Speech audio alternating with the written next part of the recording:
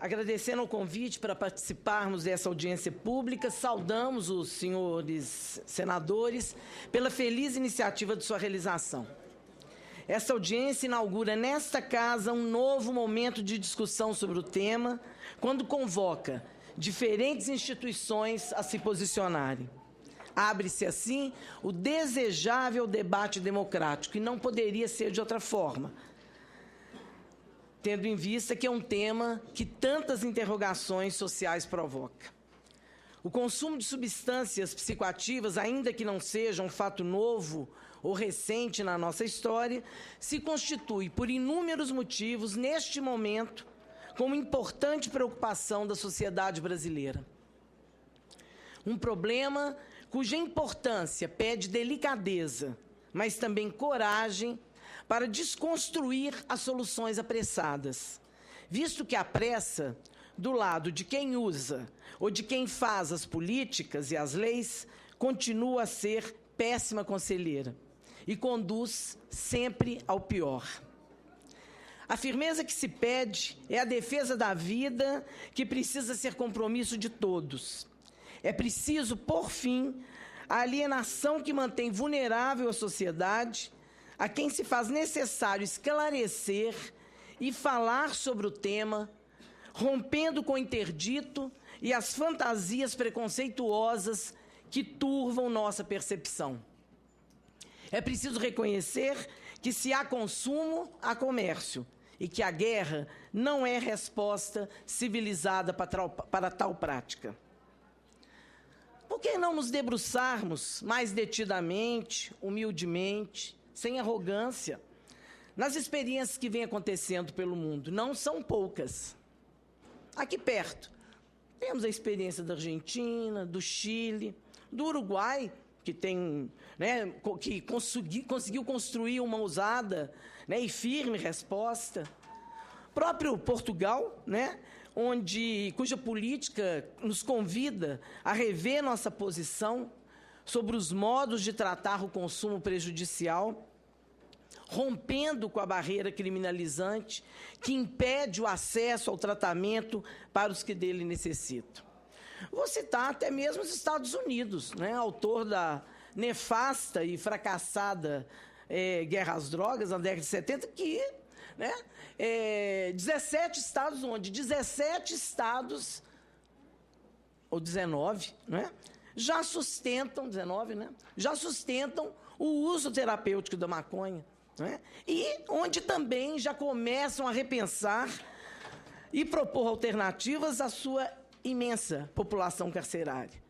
2.500.000 pessoas presas, onde a imensa maioria está envolvida com a questão das drogas. No campo dos exemplos a seguir, ou dos compromissos estabelecidos, temos o pronunciamento da 43ª Assembleia Geral da ONU, que aconteceu agora na Guatemala, citada pela Alice, da qual o Brasil participou e referendou seu documento final, que convida os países membros a buscarem soluções cidadãs, inclusivas no trato dessa questão, e mesmo o posicionamento da ONU, rechaçando a tortura e os locais de internações forçadas. Entramos, portanto, no debate, desejando que o mesmo contribua para a produção de uma legislação e de políticas públicas à altura das melhores experiências em curso no mundo, onde as questões relativas às drogas se articulam com a cidadania. Senhores senadores, a democracia brasileira pede e merece resposta à altura para essa questão. Só assim, verdadeiramente, o Brasil dará mostras de haver superado o atraso, o obscurantismo na resposta a um problema que afeta o mundo e diz respeito à lógica que o organiza, a predileção pelo consumo. Aprendemos com o poeta que as leis não bastam, elas não fazem florescer nenhum lírio. Nelas, contudo, gravamos como numa pedra nossos projetos de mundo e humanidade. À tinta, imprimimos a memória que legaremos ao futuro, e apenas isso, o futuro que aqui escreveremos, é motivo para um melhor cuidado, para uma mais democrática e lúcida construção, posto que espelha o patamar civilizatório em que nos encontramos. Nossa capacidade de compreensão e resposta àquilo que nos aflige e que nos interroga. Por isso, indagamos aos senhores senadores o porquê de uma lei que repete, em parte de seu texto, o pior do que já se experimentou na abordagem dessa questão. Por exemplo, por que se insiste na criminalização dos usuários?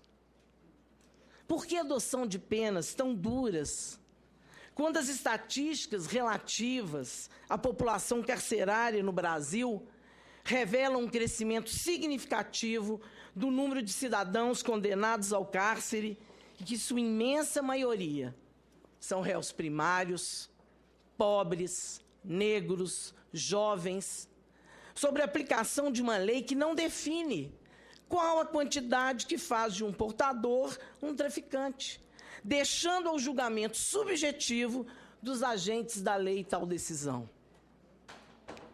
Qual o sentido de insistir, mais uma vez, no endurecimento das penas e não na revisão de tão prejudicial lacuna sobre a qual incide e se reafirma o preconceito de classe vigente em nossa sociedade?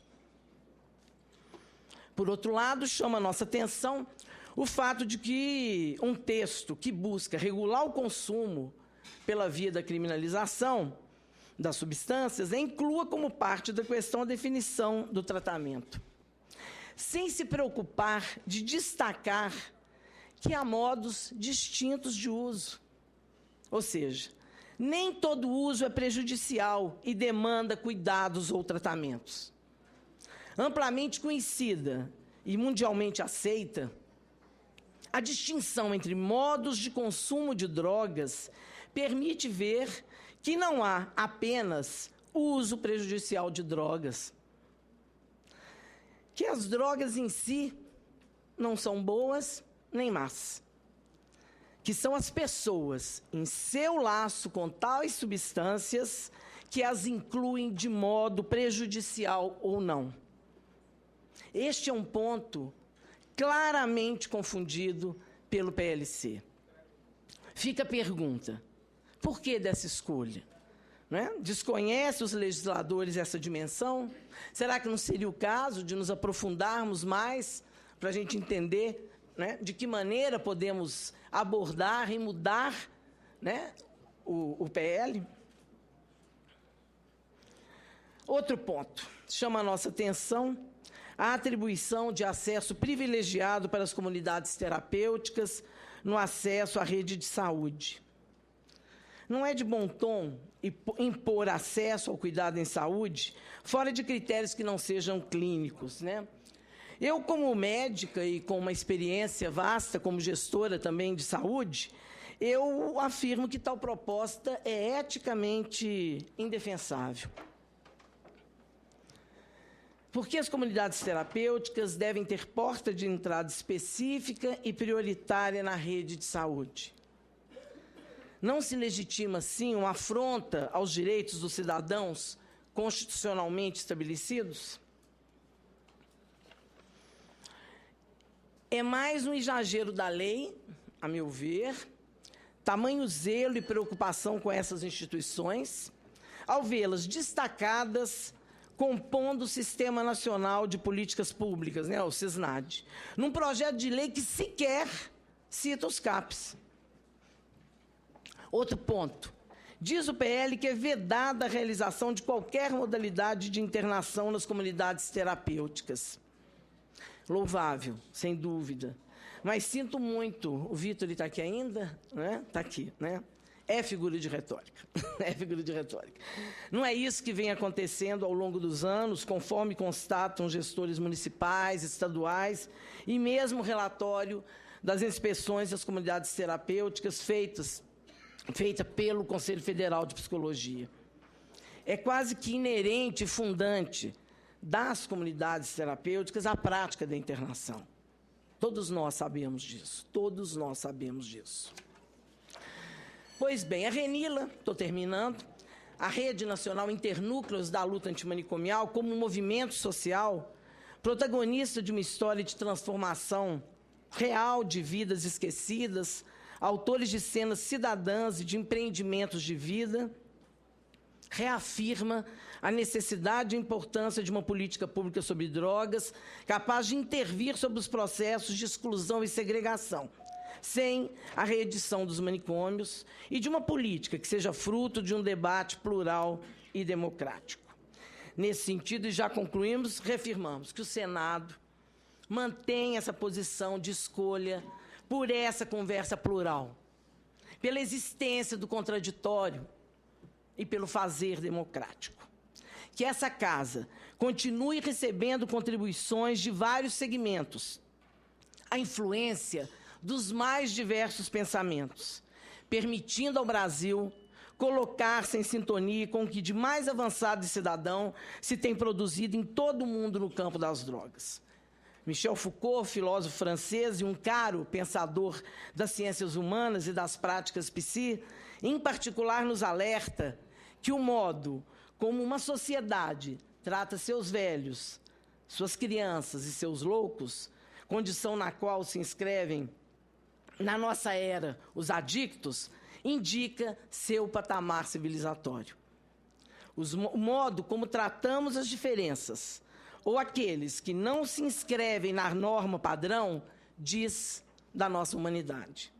Oxalá possamos expressar o nosso melhor. Obrigada.